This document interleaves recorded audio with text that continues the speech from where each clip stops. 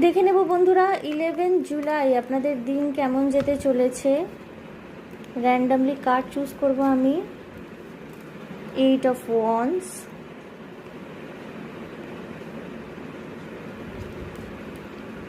Three of Swords, 7 of Wands, okay,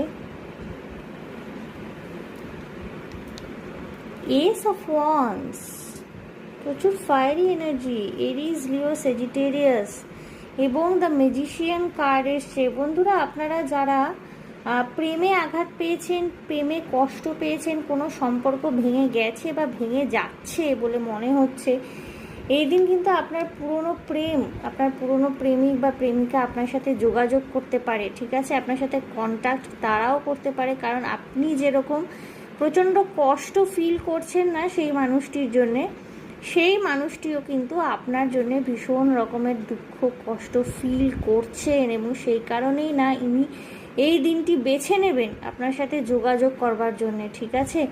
আপনার নিজের জন্য নিজের স্ট্যান্ড নেওয়ার দিন হতে পারে, বাদানুবাদ হতে পারে উনি ফিরে আসার ফলে আপনার কোথাও অ্যাকসেপ্ট করতে অসুবিধা হলো, আপনি কি করবেন না করবেন, আপনি তাকে অ্যাকসেপ্ট করবেন নাকি আপনি তাকে রিজেকশনেই রাখবেন, সেটা সম্পূর্ণ আপনার নিজের ব্যক্তিগত ইচ্ছা, আপনার ফ্রি উইল।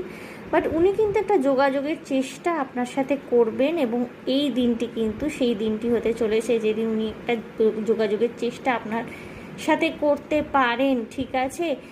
বেশিরভাগ ক্ষেত্রেই আমি দেখছি এখানে ইউনিয়ন হওয়ার একটা সম্ভাবনা রয়েছে, কিন্তু আবার কিছু কিছু ক্ষেত্রে হতে পারে না, সঠিক সিদ্ধান্ত নেওয়ারও দিন এটি, ঠিক আছে।